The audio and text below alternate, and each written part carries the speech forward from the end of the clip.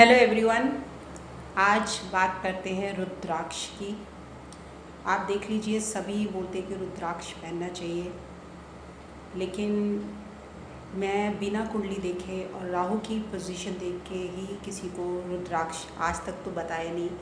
लेकिन अभी जब मैं उपाय करने के लिए वाराणसी गई थी, तो जो भेंट वहाँ पर चढ़ाते हैं तो उसमें क्या होता है कि एक माला मिलती है आपको और 4-5 रुद्राक्ष मिलते हैं। तो भी मैंने वो प्रसाद अपने घर में से किसी को नहीं दिया, तो वो मैंने अपने भतीजे को दिया, क्योंकि उसका राहु बहुत स्ट्रॉन्ग है, लगन में ही बैठा हुआ है और इनकम के स्वामी के साथ है। तो पहले कंजंक्शन देखनी चाहिए। रुद्राक्ष, रुद्र का अक्ष, यानी सबसे अगर टफ नक्षत्र है रुद्र का तो वो आर्द्रा नक्षत्र है। बहुत परीक्षा है इस नक्षत्र में।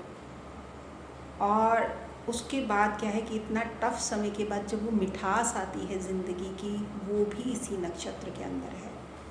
लेकिन सबसे टफ अगर नक्षत्र है रुद्र का, यही रोदन, रुद्र मतलब रोदन। जब रुद्राक्ष आप देखिए नेपाल में इसका सबसे ज़्यादा मिलता है। इसको असली रुद्राक्ष आज तो इंडिया में तो कहीं नहीं मिल रहा, लेकिन सब लोगों ने पहने होते हैं। मैडम एक मुखी पहने, 2 मुखी, 3 मुखी, मैं किसी को नहीं बताती, क्योंकि ये आपकी भावना है कि रुद्राक्ष अगर पहन लूँगा तो मेरा अच्छा होगा।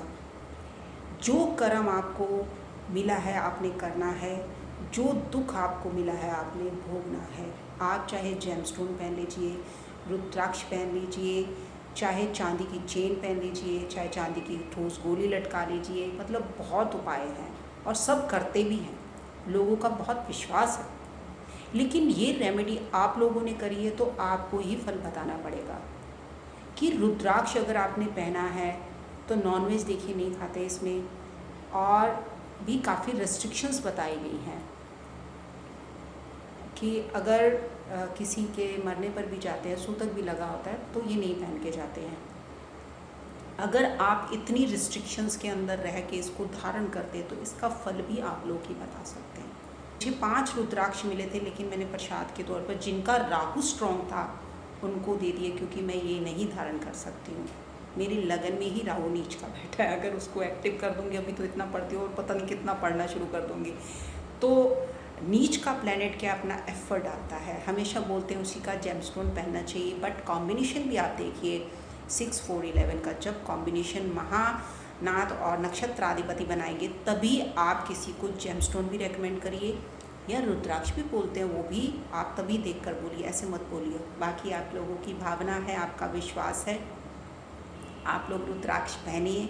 शिव आपके साथ हमेशा रहेंगे। वो तो वैसे ही हम भोलेनाथ है, सबकी रक्षा करते हैं, तो जो आप मांगोगे वो तुरंत पूरी कर देते हैं। ये मैंने देखा है। लेकिन जब फिर मैं रोती हूँ तो फिर कहेंगे तुमने तो मांगा था, अब रो भी खुद ही रही हो।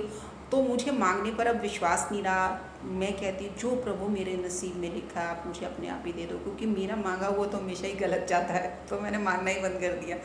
उस समय गुस्से में कह देती हूँ मुझे ये चीज़ चाहिए प्रभु, मुझे ये चीज़ चाहिए।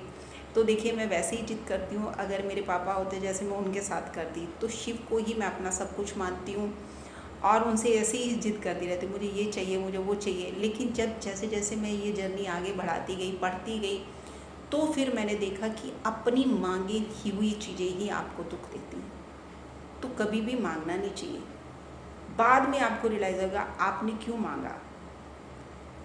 ये मेरे साथ हुआ है। लेकिन देखिए मैं एस्ट्रोलॉजर हूँ, मैं हमेशा बोलती कि जो मैंने अपनी लाइफ में एक्सपीरियंस किया है वो चीज़ आपसे शेयर कर रही हूँ। मैं चीज़ जो भी मांगती हूँ भगवान मुझे देते हैं। जो भी मांगती हूँ भगवान मुझे, समझ लीजिए ऐसे परोस के देते हैं। लेकिन उसी चीज़ से मैं दुखी हो जाती हूँ, तो फिर वो कहेंगे तुमने तो मांगा था। तो मैंने मांगना ही बंद कर दिया। मैं कहा प्रभु जो आपको ठीक लगता है वही करो, क्योंकि अगर हमारा कोई सोच सकता है वो भगवान है। उनको पता अपने बच्चे के लिए क्या सोचना है। जब मैं हैदराबाद पढ़ने गई थी तो सर बोले कि मान लीजिए भगवान ने सोच रखा है आपको ऑडी देनी है, अब आपको कार चाहिए उसी समय, तो उसने कोई सी भी छोटी सी गाड़ी दे दी कि चलो ठीक है ये इतना मांग रहा है इतना ही दे दो इसको। उसने आपके लिए क्या सोच रखा है वो आप कभी नहीं जान सकते। और भगवान जो करते हैं वो अच्छे के लिए ही करते हैं। ये बहुत देर बाद पता चलता है, ये सुनी सुनाई बात नहीं है। चाहे आपके 10-20 साल बाद का आपको ये पता चले, लेकिन ये एक दिन बैठे बैठे समझ आएगा।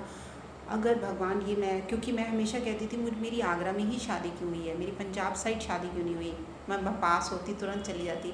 लेकिन एक दिन मुझे ये रियलाइज़ हुआ कि भगवान ने जो करा अच्छा करा, कि मेरे को दूर पर ही शादी करी है, साल बाद ही जाऊँ, सबसे मिलूँ, प्यार से मिलूँ। पास रहो तो बड़ी टेंशनें रहती हैं। ये मतलब क्या है, बड़े साल बाद मुझे रियलाइज़ हुआ, नहीं तो मैं कंप्लेंट कर रही थी ना उनसे, मेरी इतनी दूर शादी क्यों करी। तो ऐसी छोटी छोटी बातें मैं जब भगवान से पूछती हूँ, वो सामने से आंसर देते हैं। अपना मांगा हुआ ही हमें दुख देता है।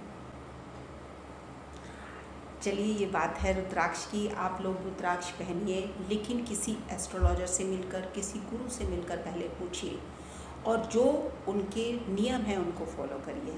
इसी तरह आप सच से जुड़ें, अच्छी बात से जुड़ें। मेरे चैनल को लाइक करें, शेयर करें, सब्सक्राइब करें। अगली बार मिलते हैं एक और अच्छी बात के साथ।